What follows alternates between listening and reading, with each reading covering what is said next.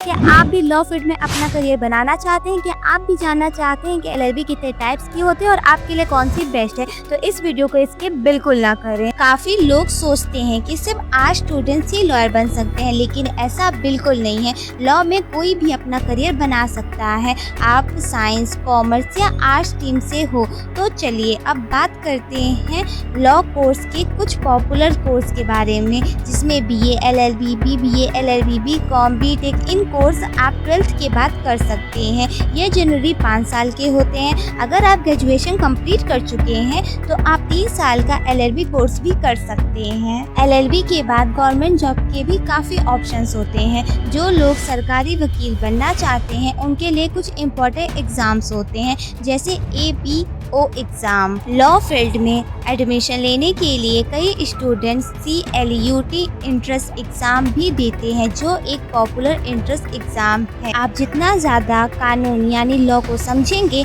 उतना ही ज़्यादा आपके करियर के लिए अच्छा होगा, क्योंकि फ्यूचर में चाहे आप बिजनेस करें या किसी और फील्ड में काम करें, लॉ की नॉलेज हर जगह काम आती है। और अगर आप BBA LLB करते हैं तो आपको बिजनेस और लॉ दोनों की अच्छी नॉलेज मिलती है, जो फ्यूचर में बहुत यूज़फुल होती है।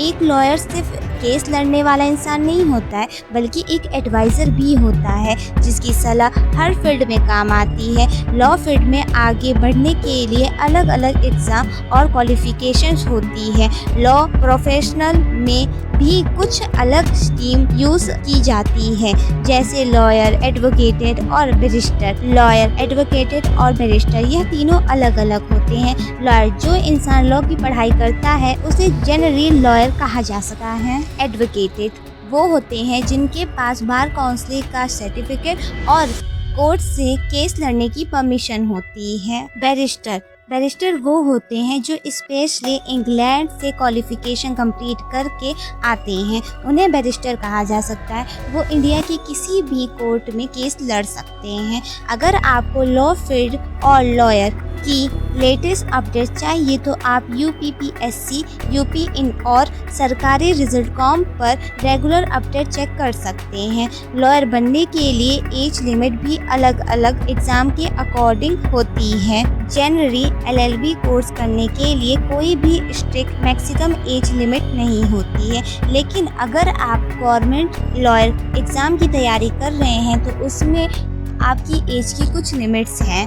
मैक्सिमम एज एग्ज़ाम के रोल के हिसाब से अलग अलग हो सकती है। अब बात करते हैं कि एक सक्सेसफुल लॉयर बनने के लिए कौन कौन सी स्किल्स ज़रूरी होती है।